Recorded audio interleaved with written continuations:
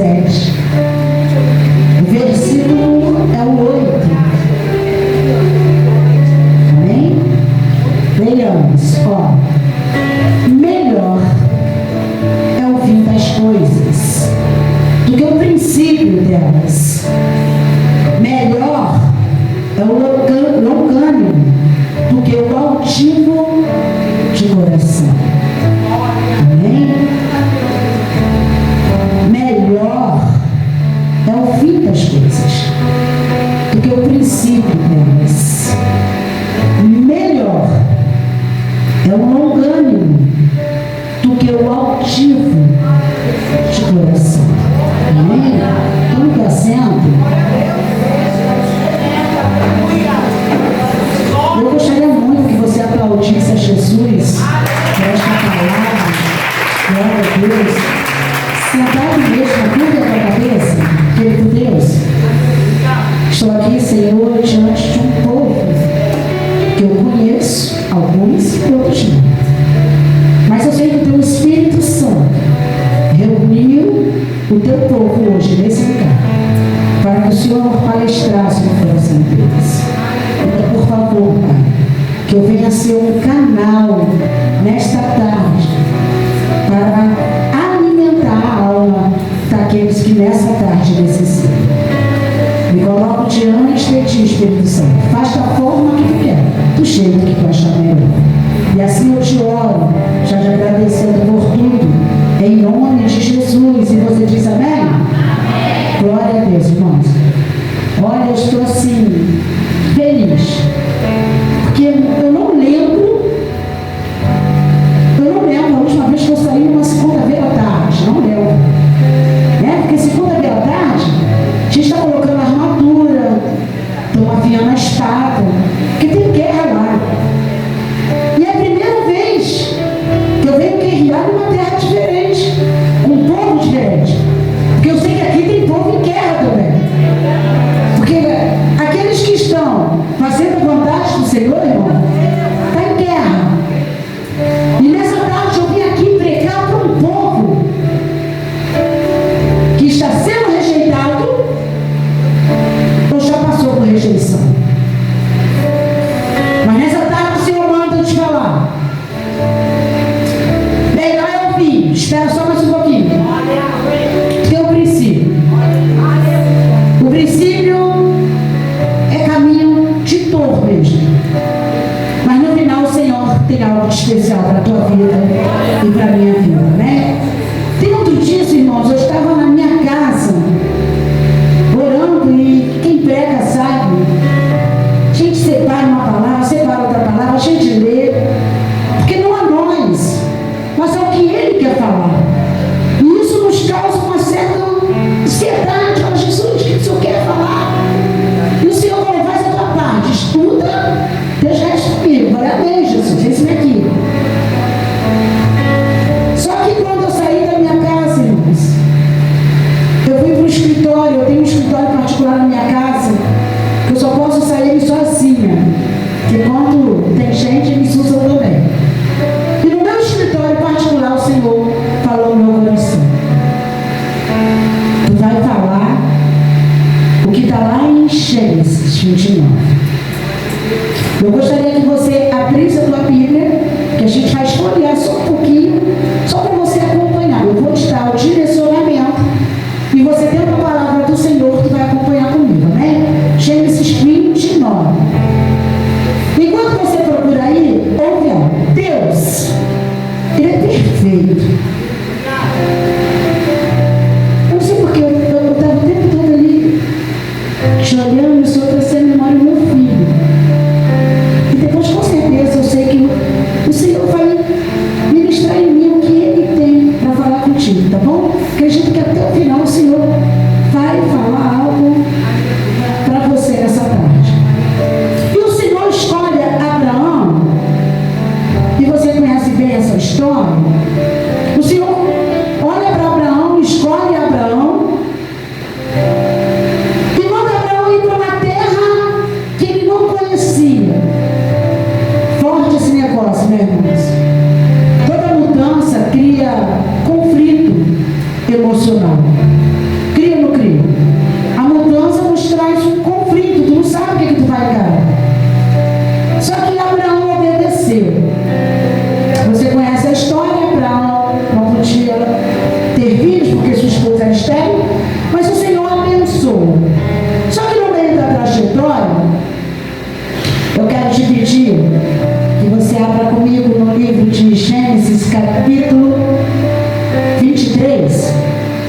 gente vai só escolher um pouquinho, tá, irmãos? Capítulo 23. A Bíblia vai dizer que Sara morre. Abraão, ele tem um impacto na tua vida. Por quê? Porque ninguém quer perder. E Abraão, depois da chamada, depois da promessa, ele perde Sara. A Bíblia diz que Sara morre. Só que Abraão estava a caminho de uma terra que Deus ainda tinha prometido. E a gente sabe que perder alguém já é uma dor muito forte. Então o que você quer? Você quer um sepultamento digno, não é isso? Já é difícil perder. O mínimo que a gente pode oferecer para alguém é um sepultamento digno. E o que Abraão faz? Ele vai aos cedeus e compra um campo chamado Macpela. Repete comigo, Macpela. Mais alto, Macpela. Isso, Abraão, através dos cedeus, ele compra esse campo. Dentro desse campo de uma cova. Ali ele enterra Sara, sua mulher. Ele sepulta Sara ali. E Abraão continua com a tua jornada. E eu gostaria que você desfolhasse a sua Bíblia e fosse para o capítulo 25. A Bíblia diz que Sara morre, Abraão casa de novo com Quetura, Abraão tem filhos, mas no capítulo 25, minha sobrinha Vanessa, a Bíblia diz que Abraão morre. Abraão morre, Raíssa, e os seus filhos, Ismael e Isaac, enterram o seu pai. Faz o sepultamento do seu pai. E aonde ele sepulta Abraão? Ele sepulta Abraão no campo de Macpela. Os judeus, eles tinham uma tradição muito forte. Eles tinham uma tradição que todos os parentes tinham que ser enterrados no mesmo lugar. E hoje a gente vê que pessoas têm sepultura na túmulo, não é isso? Jazigo, isso. Jazigo, não é isso? E ali vai enterrando as famílias, não é assim? Naquela época também, o campo de Macpela virou o jazigo da família de Abraão. A Bíblia vem, fala que agora Isaac casa, tem 2 filhos, e dentro desses 2 filhos, tu conhece a história? Um rouba a primogenitura do outro, e houve um conflito naquela família, e Jacó tem que fugir. Vai para Padã Arã. E aqui eu quero pregar para você nessa tarde. A Bíblia diz que Jacó, quando chega em Padã Arã, ele encontra Raquel, amor. E a Bíblia diz, essa história já é ensinada no Gênesis 29, que assim que ele vê Raquel, ele se apaixona por ela. Por quê? Raquel era formosa. Raquel era de semblante formoso. E quando a Bíblia diz que uma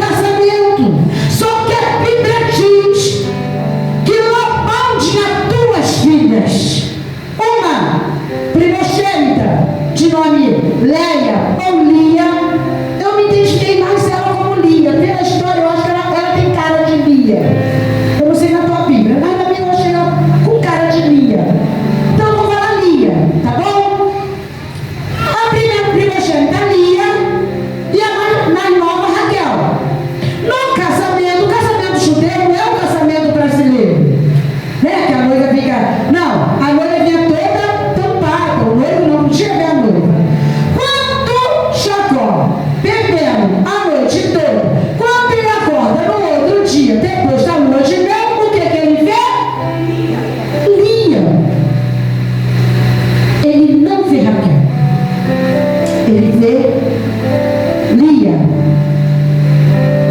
No versículo 25 do capítulo 29 diz assim, ó: e aconteceu que pela manhã, ver que era Lia, pelo que disse Labão: por que me disseste isso?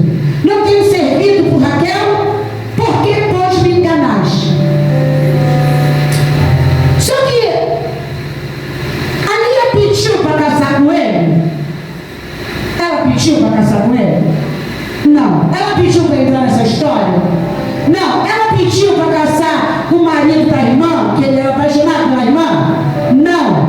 Ela entrou nessa história porque a colocaram. Sendo que ela já é rejeitada pelo pai, por quê? Porque ela tem que casar com alguém que ela sabia que não gostava dela. Porque ele escolheu Raquel. E agora ela é desprezada pelo seu marido. Por quê? Porque esse diálogo ela está ouvindo. E o que ela ouve? Por que tu me deu ela? Não é com ela que eu queria casar, era com Raquel. Agora você imagina a rejeição no coração desta mulher. Agora você imagina o que ela sentiu nesse momento. Ela não pediu e ainda tem que encarar uma rejeição. A Bíblia diz que agora Labão chega para Jacó e fala: você quer Raquel? Trabalha mais 7 anos. 7 mais 7 está quanto? 7 mais 7? Jacó concorda. Ele fala: eu trabalho mais 7 anos por Raquel. Mas e por Lia? Ele trabalhou quanto tempo? Nem 1 minuto, nem 1 dia.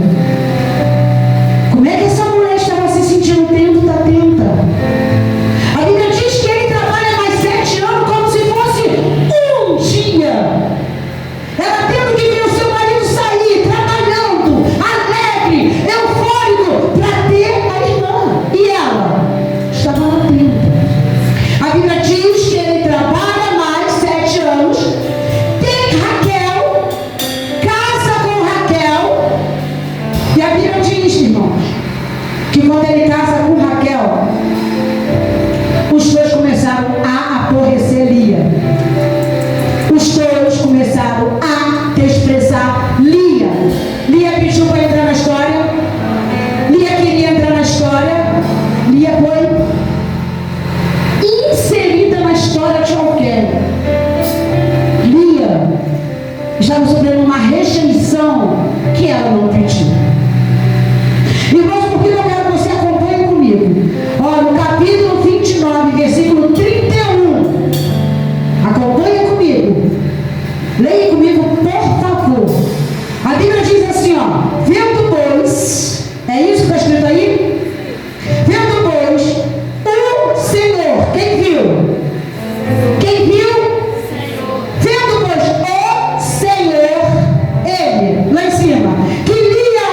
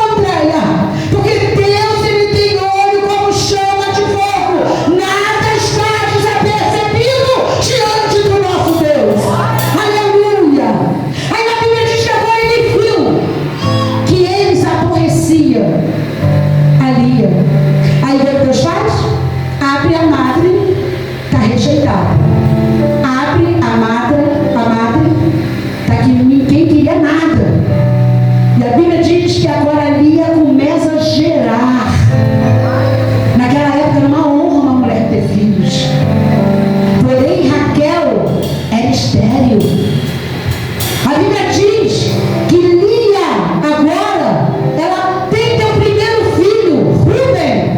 E quando ela tem seu filho, ela coloca o nome: o Senhor atendeu a minha aflição.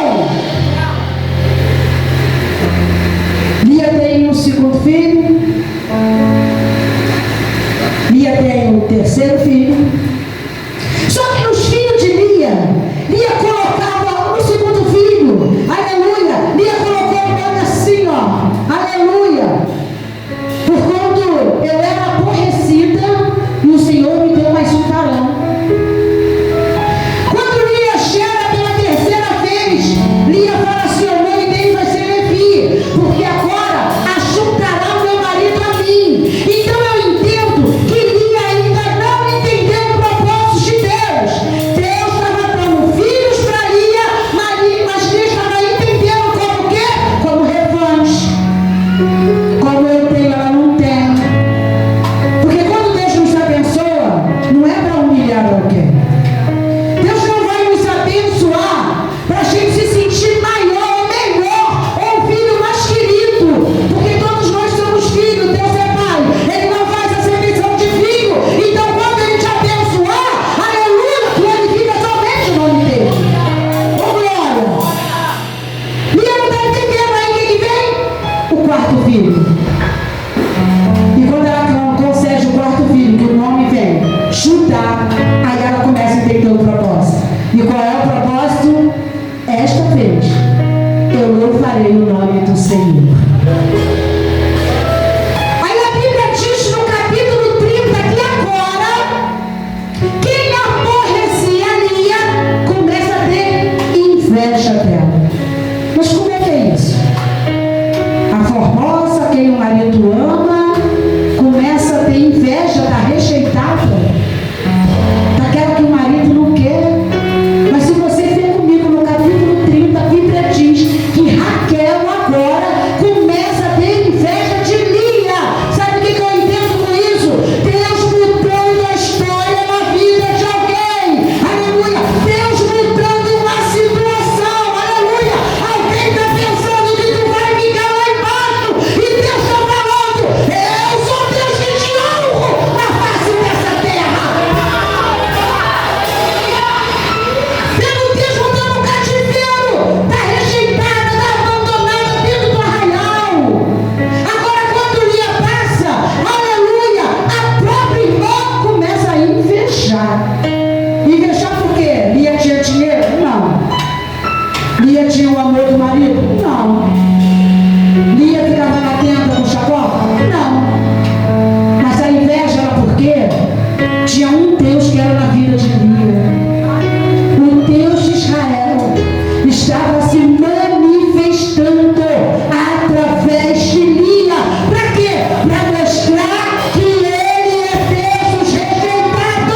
Aquilo que ninguém quer, Deus te levanta, se coloca, aleluia, e diz: é contigo aí o mistério, é com você que eu vou fazer. Oh glória, oh glória.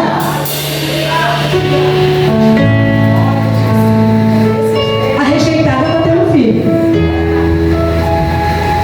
mas a amada não. Porque assim, o homem até escolhe, mas Deus não escolhe como o homem escolhe. Deus não vê como o homem vê. A Bíblia diz que agora Raquel começa a ficar desesperada e dá a tua serva para ser esposa do seu marido. Ela concede. Lia também pega a tua serva e dá para o teu esposo para ser concebido. Só que agora, mas Raquel ainda está. A Bíblia diz que Rúben, já grande, sai do campo para pegar mandragas. Raquel chega até Lia e fala: tá em mim, tá em mandragas do teu filho que está buscando. E eu fiquei analisando, pastor, se eu aborreço alguém e quero algo que esse alguém tem, eu tenho que ir até ela com altivez ou com humildade? Se eu quero algo de alguém que eu aborreço, eu chego na altivez ou eu chego na humildade?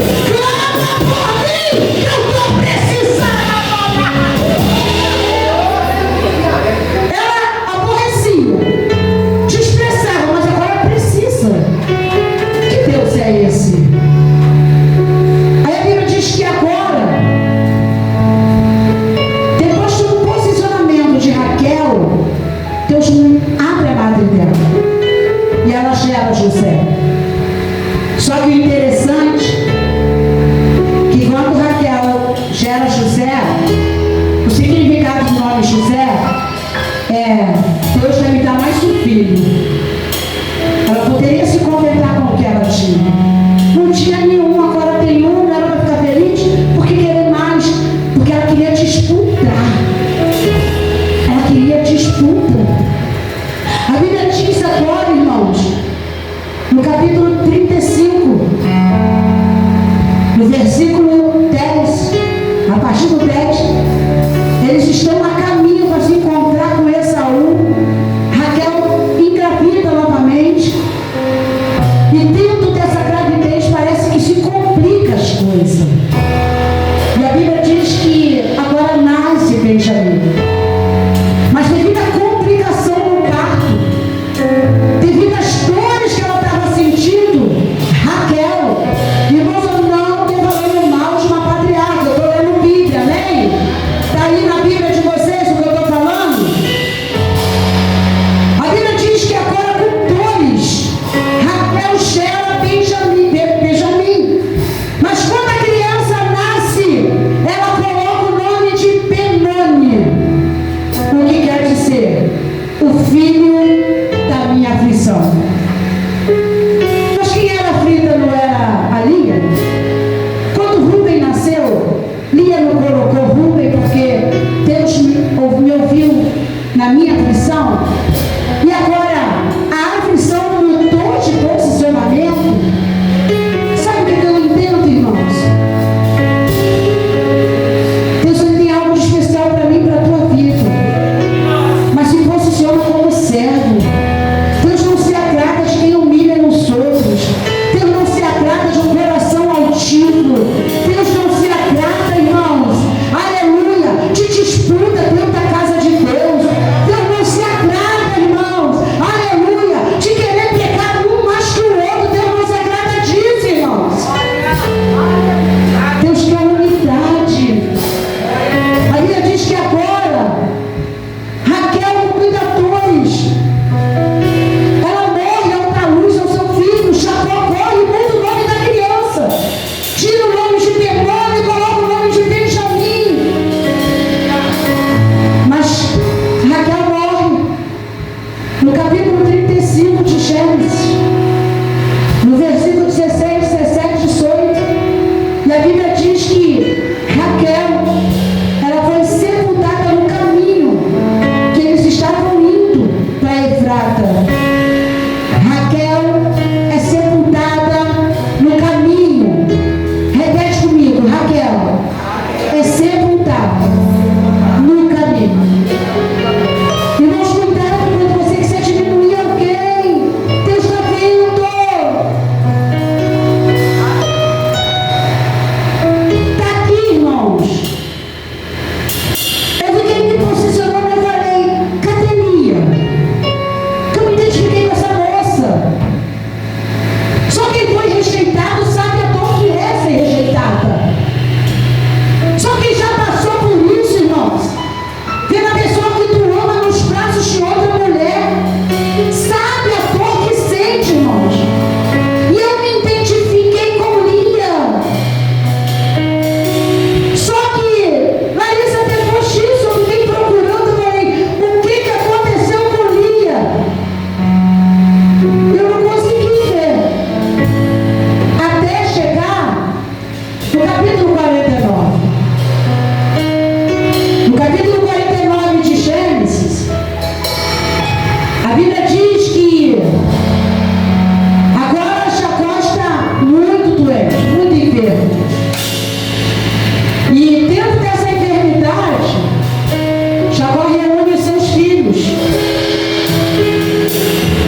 E quando ele reúne os seus filhos e netos, ele reúne para abençoar. Só que dentro do capítulo 49, no versículo 29, a Bíblia diz que Jacó ordena algo aos seus filhos. Ele ordenou. E o que eu entendo com isso, Luciene? Uma coisa.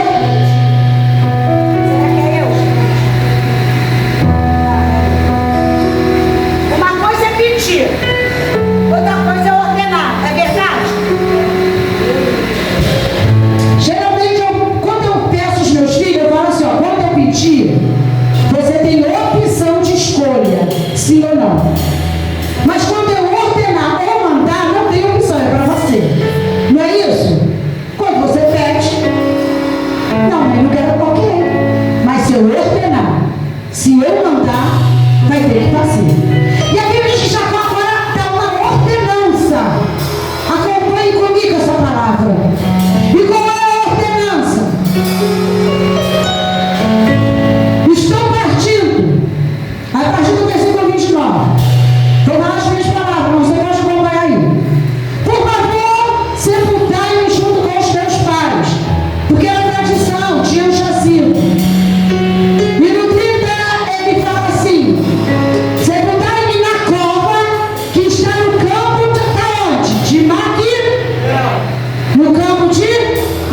nela. Aí ele fala que está de frente junto com Manre, na terra de Canaã, onde Abraão comprou aquele campo. Versículo 31. Ali, sepultaram quem? Abraão. Ali, sepultaram quem? Sara. Ali, sepultaram quem? Isaac. Ali, sepultou quem? Rebeca. Porque o esposo tinha que ficar junto com a esposa, no mesmo sepulcro. Aí ele diz, e ali, eu sepultei ali, minha sobrinha, não parece. Ele sepultou. Qual é o pedido de Jacó? Eu estou morrendo. Vocês vão ter que me enterrar. Mas me enterra onde ele está. Você percebeu que o começo era uma história e o final é outra? O princípio não significa o teu final. Aí a Bíblia diz, e se a gente não fazer as contas, Lia, ela teve 50% dos filhos de Jacó. Silpa, 16%, Bila, 16%, Raquel, 16%. A maioria dos filhos de Jacó veio de Lia. E dentre eles, Judá. Porque a Bíblia diz que Abraão gerou Isaac. Isaac gerou Jacó. Jacó gerou Pérez. Perdão, Judá. Judá gerou Pérez. Pérez gerou Esrom. Esrom gerou Arão. Arão gerou Aminadab. Aminadab gerou Naasson. Naasson gerou Salmão. Salmão gerou Boaz. Boaz gerou Obed. Obed gerou Jessé, que foi o pai do rei Davi. A Bíblia diz que dessa genealogia nasce Jesus Cristo, o nosso Salvador. Você pode bater também e falar, eu sou da geração mais rejeitada. Eu sou da geração mais rejeitada. Porque Jesus Cristo veio para me dar vida e vida com abundância. Jesus Cristo veio para mudar a tua história. Jesus Cristo veio para mudar a rejeitada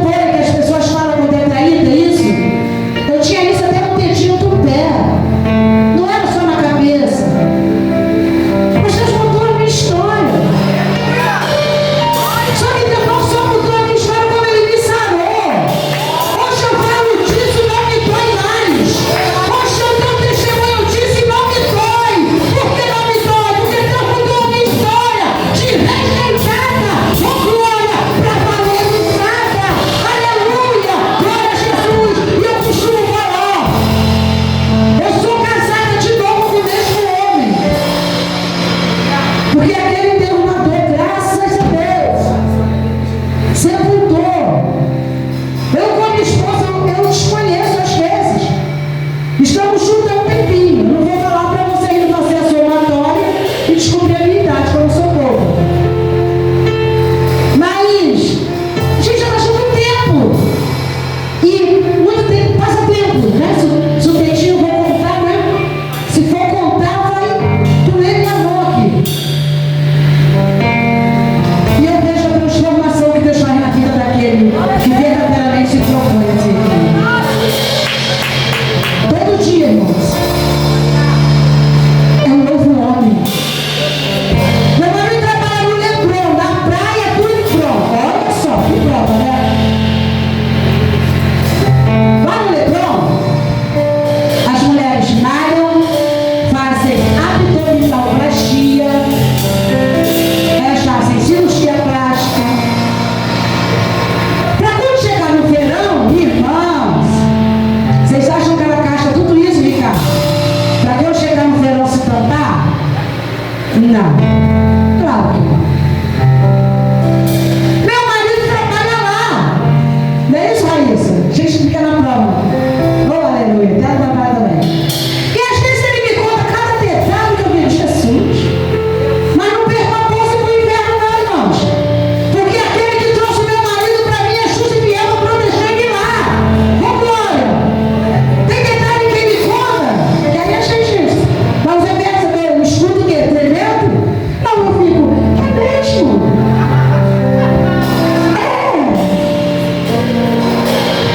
Porque eu sei, irmãos, quem me conhece sabe. Tá aqui, ó. Algumas irmãs da igreja estão aí. Meu esposo, ele é paizão na igreja, é ou não é? É ou não é? Ele é paizão, ele não é um pastor. Ele abraça, se ele pudesse, irmão, ele carregava todo mundo no colo, mas não pode. E aonde fica rejeitado? Ó, que hoje eu sou paralisada, irmãos. Hoje nós temos um casamento sólido. A gente tem uma estrutura solidificada através do Espírito Santo. Irmãos, tu já peguei o telefone dele para ver status, meu trabalho descarregado. E quando eu fui ver, eu vi uma foto. Aquilo, desculpa, aquilo não era uma mulher. Eu falei, meu Deus, isso é uma peça grega. A foto de perfil dela, Raíssa, ela estava na pedra da Gávea, o Porto Sol. Ela estava deitada na pedra da Gávea e pensa, gente. Eu olhei, deixei o telefone dele lá quietinho. Passou o tempo. Ele chegou, conversou comigo, ele amor. Eu olhei, não, falei lá com a Soraya. Falei, quem é Soraya? Personal trainer lá. Poxa, eu falei, cara, ou você tira essa foto, ou eu vou tirar você dos meus contatos. Eu falei, sério? E que foto é? Ele aí, nem olhei direito, estava lá,